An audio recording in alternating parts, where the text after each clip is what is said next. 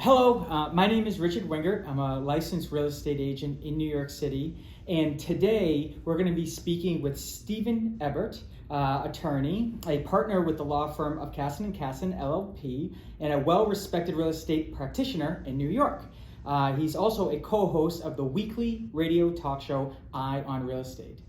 In the following segments, we're going to see a bunch of questions being answered by Stephen, and I can't thank him enough for giving me his time, and I hope you all enjoy. Feel free to comment and let me know what you think.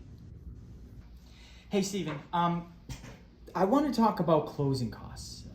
As a real estate agent, my buyers usually have sort of a misunderstanding, a misnomer of what they're expected when it comes to closing. Could you highlight a little bit more what we should know and what we should be telling our buyers? Sure. Closing costs are one of those things that you have to pay, and of course you hate paying. And as a buyer, you've been saving up all your money and you're like, great, I got my 10% deposit, I got my additional 10% or maybe more that I'm putting down. I thought I was done. And then somebody said, wait, here's the extra stuff outside the purchase price that you got to pay for. And it's going to vary because it depends on your jurisdiction. It depends on if you're getting a mortgage or you're paying all cash. And it does vary between co-ops, condos, and houses.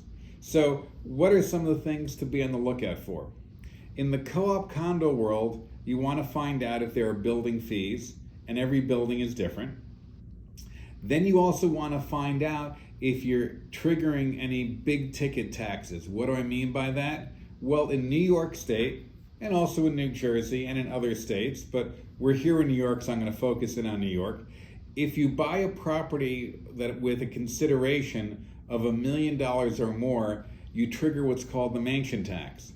So if you literally buy a place for $999,000, you don't pay any mansion tax.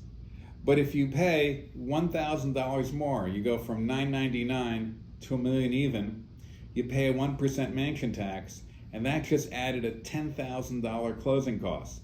So this goes to show you that you need to have an experienced professional so you can navigate those key trigger points where closing costs might jump up quite a bit. So that's one of them. Another one is mortgage recording tax.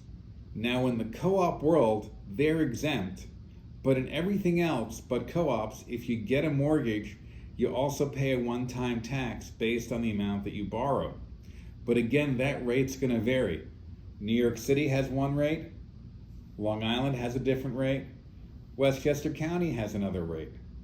And we'll save this for another episode, but there is a possibility to save on that mortgage tax if you know how to do something called a purchasema, which we'll tell you more about in another question.